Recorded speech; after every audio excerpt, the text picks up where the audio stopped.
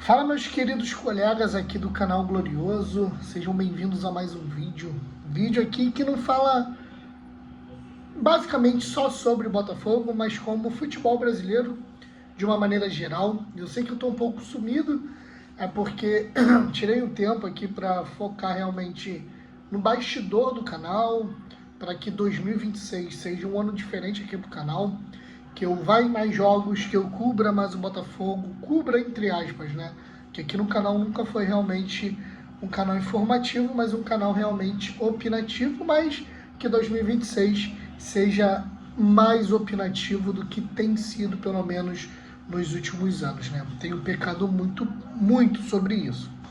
Mas quis trazer esse tema aqui porque na minha cabeça também fica muito confuso algumas coisas que acontecem em bastidor de futebol. E quando eu falo sobre bastidor de futebol, eu estou falando sobre regras, sobre fair play financeiro, que é o tema desse vídeo, enfim, diversas coisas. E eu quero trazer aqui para quem realmente fica lendo notícia e fala: caralho, eu li tudo sobre o fair play financeiro e não entendi bulhufas sobre o que de fato é e o que isso gera de impacto para o meu time, no caso, pra gente, o Botafogo, tá? Então, eu peguei a matéria da Globo.com, tá? Que fala sobre o fair play financeiro, consultei algumas coisas, botei na inteligência artificial para me explicar de uma maneira muito simples e muito rasa, como se fosse para um torcedor, uma conversa de bar, e eu quero traduzir aqui em formato de vídeo para vocês. Mas antes disso, se inscreve no canal, deixa o like, que é muito importante, tá? Gente, vamos lá. A CBF, ela está criando um sistema para, de fato, não deixar os clubes gastarem mais do que eles têm, atrasarem salários, fazerem dívidas sem controle e viverem no caos financeiro que sempre existiu aqui no futebol brasileiro. Basicamente, é a versão brasileira do que a UEFA já faz na Europa. Isso vai começar de verdade, de fato, em 2028, só que algumas coisas já valem antes. O objetivo é evitar times quebrados, calotes, que acontecem muito, folhas salariais absurdas e brigas eternas na justiça em relação a atraso de salário, né? E quem fiscaliza tudo isso é uma nova agência, a ANRESF. Então, quais são os 4 grandes pilares? Tá? Explicando de maneira simples, com base aqui num resumo aqui que me deram, tá? Primeiro, controle de dívidas e atraso. Isso aqui é o mais importante, primeiramente, sumariamente, para a torcida entender.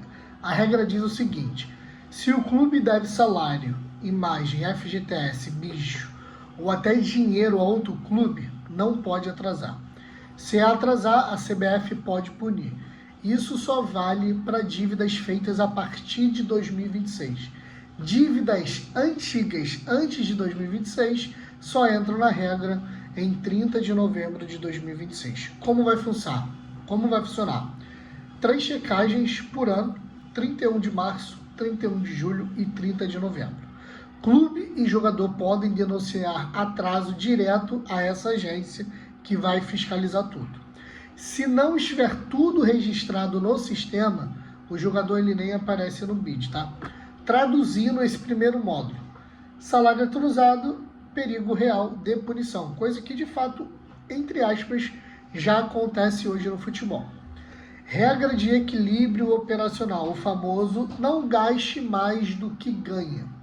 A CBF vai olhar quanto o clube ganha e quanto um clube gasta.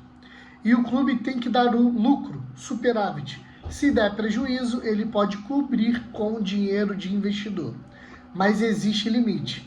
Na Série A, até 30 milhões de déficit, ou 2,5% da receita, o que for maior. E na Série B, 10 milhões de déficit. Essa é a margem de erro, tá? E uma observação: gastos importantes, como base, estádio, feminino e projetos sociais não entram nessa conta. Isso só vale mesmo a partir de 2028.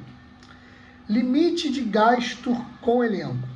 Isso é muito parecido do que com a FPF europeu, né? E com o teto que existe hoje na NBA. A regra é: o clube só pode gastar até 70% das suas receitas com salários, direitos de imagem, encargos, amortização de compra de jogador. Dependendo do ano, 2028 o limite sobe para 80% e 2029 vai para 70% na Série A e na B 80%. Um exemplo claro disso: se o clube arrecada 200 milhões no ano, ele só pode gastar no máximo 140 milhões com futebol profissional. Isso de maneira geral, tá, gente? Isso evita que clubes virem o PSG e o Cruzeiro virar o Cruzeiro antes, por exemplo, da SAF do Ronaldo. Regra de endividamento, quarto pilar. A dívida de curto prazo, que vence até em um ano, tem que ser menor que 40% da receita do clube. Isso será aplicado gradualmente. Em 2028, 60%, 2029, 50% e 2030, 45%. É a regra completa.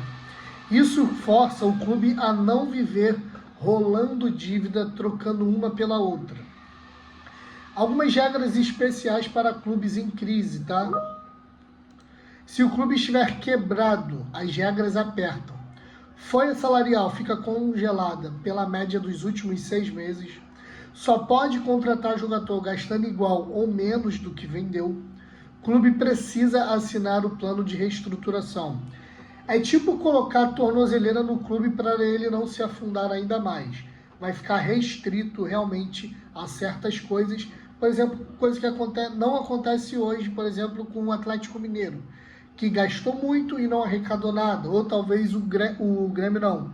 O Corinthians, que gasta mais do que às vezes arrecada. Exigências de transparência, tá, gente? Balanços com auditor independente. Entregas até a 30 de abril de cada ano, orçamento anual obrigatório. Isso é para acabar com balanço duvidoso e orçamento secreto e Caixa 2. Multipropriedade. É proibido um grupo controlar 2 clubes da mesma competição. Por exemplo, digamos que, falando agora sobre o Botafogo, tá? Isso acontece já na Europa. A gente vê aí clubes que, por exemplo, o Girona e o City, ou o que aconteceu no Mundial de Clubes, com o Atlas, se eu não me engano, um dono não pode ter 2 clubes na mesma competição. E se o clube descumprir, quais são as punições possíveis? Advertência, multa, bloqueio de receitas, transfer ban, perda de pontos, rebaixamento e perda de licença para competir. Ou seja, as regras elas ficam ainda mais, e as advertências elas ficam ainda mais severas. Resumão de modo torcedor, tá? E agora valendo de fato, o que muito clube faz hoje e que não vai poder fazer mais. O clube não pode dar calote. O clube não pode gastar mais do que ganha. Ou seja, por exemplo, o Botafogo, esse ano, no ano de 2026, arrecadou 700 milhões. Não pode gastar, por exemplo, 800 milhões em todo o futebol. O clube não pode virar uma bola de neve de dívidas. Como eu falei, o Cruzeiro, antes da SAF, não vai ter mais isso, porque realmente vai se usar como uma espécie de tornozeleira eletrônica para poder equilibrar isso. O clube não pode montar elenco acima do que a receita permite. A receita ali arrecadou 100 milhões, só vai poder montar elenco, contratar novos atletas, tudo que envolve salário, até o que a receita realmente permite. Clube quebrado não pode sair contratando a loucura, coisa que aconteceu esse ano com o Atlético Mineiro, coisa que acontece com o Corinthians, que pega jogador, compra jogador, por exemplo, do Cuiabá e não paga, coisa que aconteceu com o Ranieri. Clube precisa publicar balanço sério e grupo de dono de vários clubes não pode manipular, enfim. No futuro, deve impedir isso. O que isso vai impedir? Salários atrasados, clube quebrados tentando ser campeões. Não faz sentido, gente. Clube quebrado não pode disputar título, pô. Não tem como, por exemplo, o Corinthians, estando quebrado, está... Ok, pode acontecer? Pode acontecer. Mas é difícil, não pode. Contabilidade criativa, SAFs irresponsáveis, como foi o caso do Vasco da Gama, e times que apostam tudo e depois morrem, tá? Por exemplo, Cruzeiro, Vasco, enfim. E deve beneficiar a gestão profissional, times que gastam com responsabilidade, clubes médios que viram refém de dívidas, e futebol brasileiro realmente passa a virar um produto sério. Gente, um resumo de tudo, mas é basicamente isso. O clube arrecada 200 milhões. Ele vai ter um teto ali para poder gastar isso com o futebol de fato.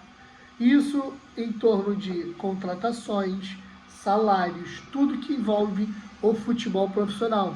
Isso é para equilibrar não só o que muita gente acha que o fair play financeiro é para poder dar carta branca para alguns clubes fazer o que quer ou não formarem grandes times. Não, é para realmente equilibrar, gente. Para, por exemplo, o Flamengo não, por exemplo, contratar às vezes 5 jogadores. O vídeo deu uma pausa aqui, mas voltando. Para, por exemplo, tá? O Flamengo não contratar 5 jogadores custando 200 milhões. O Corinthians contratar um jogador do Cuiabá, não pagar esse jogador do Cuiabá, não ser punido, e esse jogador ainda assim ser do Corinthians, ele conseguir jogar contra o Cuiabá. É exatamente para isso hoje que vai servir o fair play financeiro, tá? Então eu espero que vocês tenham entendido como isso vai realmente funcionar. Isso é uma coisa boa para equilibrar o sistema financeiro hoje do Brasil, que está muito com uma disparidade. O Botafogo pode ser, vai ser impactado com isso? Obviamente, o Botafogo não vai poder gastar do modo que gastou, por exemplo, em 2025. Até porque nem fez sentido boa parte das contratações. Os clubes terão que ser muito mais assertivos nas contratações. Não vão poder simplesmente abrir o cofre e dar tudo para contratações. Vai ser muito bom, vai equilibrar, mas que realmente, se tratando de CBF, né, a gente sempre pode esperar muita coisa. Que realmente isso tenha efeito positivo, que não tenha efeito negativo, e que alguns clubes, cujo vocês sabem quais são, não sejam beneficiados por essa regra, tá? Que seja realmente uma regra que seja ao pé da letra feita. Enfim, família, espero que vocês tenham entendido como eu entendi, tá? E é isso, deixa aqui nos comentários se vocês gostaram para essa regra, né? Era algo que realmente precisou, na verdade, o Flamengo tomar de 4-1, né? Em 2024, para o pessoal falar sobre fair play financeiro. Mas enfim, uma boa tarde, até o próximo vídeo.